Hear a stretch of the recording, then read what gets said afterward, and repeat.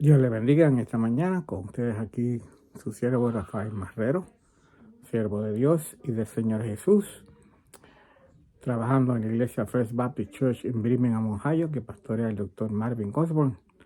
Allá estamos en la ruta 60 entre el pueblo de Vermilion y el pueblo de Wakeman. Una iglesia de habla inglesa, pero le exhortamos a que nos visite y comparta con nosotros la palabra de Dios, desde la palabra de Dios y el amor de Dios conforme a lo que la palabra de Dios nos enseña de amar al prójimo como a ti mismo. Continuamos con los devocionales, con los videos acerca de cómo fue que salió Israel de Egipto. Vimos los versículos en el capítulo 13 de Éxodo, los versículos del 17 al 22. Y nos relata cómo fue que dice la Biblia que Faraón tuvo que dejar ir a Israel de Egipto y cómo lo guió Dios primero por la ruta más larga hasta llevarlo allí frente al Mar Rojo. Y nos dice que junto con el pueblo de Israel iba siempre una nube, una columna de nube durante el día y una columna de fuego durante la noche para guiarlos y para protegerlos. En medio de esa historia, Moisés nos trae un versículo o una historia en medio de otra historia. El relato en medio de un relato. Fíjense cómo dice la palabra de Dios en el libro de Éxodo, capítulo 13 y versículo 18. Moisés se llevó consigo los restos de José, según éste se lo había pedido a los israelitas bajo juramento. Estos habían sido las palabras de José. Sin duda, Dios vendrá a ayudarlos. Cuando esto ocurra, ustedes deben llevarse de aquí mis huesos. Esto es lo que hace Moisés. Moisés se recuerda de las palabras del juramento que hicieron a José antes de morir y trae consigo los restos de José para llevarlos a la tierra prometida y enterrar allí a José. Pero ¿por qué trae José este relato en medio de otro relato? Esto lo vemos muy comúnmente en el Antiguo Testamento, cómo aparece un relato en medio de otros relatos. Y quizás podemos decir, hay dos razones por las cuales Moisés trae este relato de los restos de José. Primero, vamos a ver el trasfondo de qué es lo que sucede. Quizás José, entonces, o Moisés nos trae este relato recordándonos cuál fue entonces la promesa que se le hizo a José antes de él morir. Vamos a ver el trasfondo. Vamos a leer en el libro de Génesis capítulo 50 y versículo 15. ¿Qué es lo que hacen los hermanos de José inmediatamente después de la muerte de José? Veamos lo que dice la palabra de Dios. Génesis capítulo 50, versículo 15. Viendo los hermanos de José que su padre era muerto, dijeron, quizás nos aborrecerá y nos dará el pago de todo el mal que le hicimos. Miren el cargo de conciencia que aquí tienen los hermanos de José, recordándose de cómo fue que los hermanos de José, ellos vendieron a José a los midianitas, a los ismaelitas, para entonces los ismaelitas venderlos como esclavos en Egipto. Y esto es lo que ellos se recuerdan, esto es lo que viene a ellos como cargo de culpa, y entonces preparan como un plan.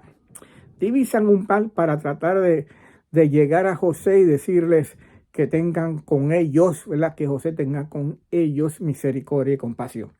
Fíjense cómo hacen entonces los hermanos de José.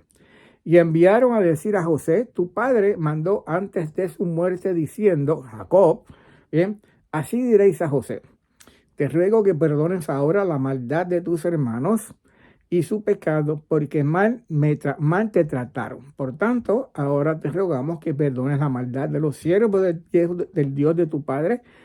Y José lloró mientras hablaba. Fíjese cómo dice la Biblia. Dice entonces los discípulos, pero los hermanos de José a él, te ruego que perdones ahora la maldad de tus hermanos, como si Jacob estuviera hablando con José y su pecado. Así que sí, los hermanos reconocen la maldad que tuvieron contra José y el pecado que cometieron contra José. Y le sigue diciendo los hermanos como si Jacob estuviera hablando a José. Por tanto, ahora te rogamos que perdones la maldad de los siervos del Dios de tu padre. Y José lloró mientras ellos hablaban. Es una manera indirecta de pedir perdón a José de los hermanos. No fueron ellos directamente: José, perdónanos, sé que hicimos mal, cometimos un pecado contra ti vendiéndote a los ismaelitas como esclavos, no debimos hacerlo. No fue la manera directa, utilizando todo lo contrario a su padre como el que le pidió a José que los perdonara. Mientras ellos hablaban aún así, José entendió lo que estaban haciendo sus hermanos, pidiendo perdón y reconociendo su error. Y dice la Biblia que mientras eso sucedía, José lloraba. Vinieron también sus hermanos y se postraron delante de él y dijeron: he aquí por tus siervos tuyos. Y aquí somos tus siervos. Génesis capítulo 50 y versículo 18. Siempre es la mejor manera de ir directamente a Dios y pedir perdón por los pecados que uno ha cometido, por las faltas que uno ha cometido, por los errores que uno ha cometido. Ir directamente y hablar con Dios. Y no hacer como hicieron los hermanos de José, tratar de buscarle la vuelta a la manera de hablar con José y de pedir perdón con José, usando a Jacob como intermediario para que José los perdonara. Nosotros no necesitamos intermediarios. Dice la Biblia que tenemos a un solo Dios y a un solo abogado en los cielos, que es nuestro Señor Jesucristo.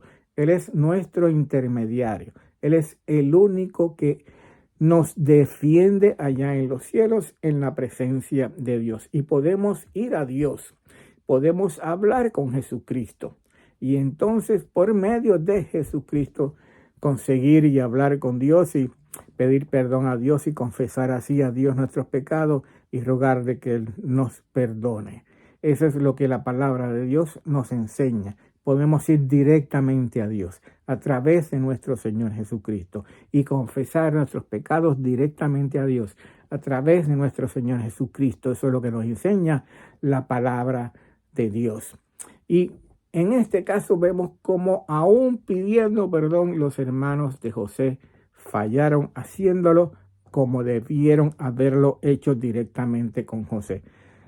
Nosotros, los hijos de Dios, tenemos que entonces aprender y no hacer como los hijos o los hermanos de José, ir directamente a Dios y pedir perdón por nuestros pecados, y Él nos escucha, y ahí está el Señor Jesucristo defendiéndonos, abogando por nosotros, abogado de nosotros en los cielos, porque Él es quien murió por nosotros en la cruz del Calvario, quien pagó el precio por nuestros pecados, y en Él somos declarados justos por medio de la fe en Jesucristo. Si usted en esta mañana tiene la necesita pedirle a Dios perdón por algún pecado, confesar sus pecados, puede hacerlo en libertad si es hijo de Dios y conoce a Jesús como Señor y Salvador, y hablar con Dios y confesar a Dios y pedir perdón a Dios por sus pecados. Dice la palabra de Dios que si confesamos nuestro pecado, Él es fiel y justo para perdonarnos y librarnos de toda maldad. Primera de Juan, capítulo 1, versículo 9, en la palabra de Dios. Pero si usted no es creyente y no ha recibido a Cristo como Señor y Salvador, necesita entonces, primero que todo, reconocer que es pecador, reconocer que necesita del Señor Jesús como Señor y Salvador, y orar a Dios, hablar con Dios y pedirle a Dios que lo perdone, que usted reconoce que es pecador y que necesita a Cristo como Señor y Salvador, y que usted quiere recibir a Cristo como Señor y Salvador. Haga esa oración de corazón, confiese al Señor Jesús como Señor y Salvador por su palabra, y Dios entonces le dará la salvación y la vida eterna. Padre, gracias. Bendice esta palabra, Señor, y Padre Santo, grabación, este video, que sea para tu gloria y tu honra, por el nombre de Jesús que oramos. Amén.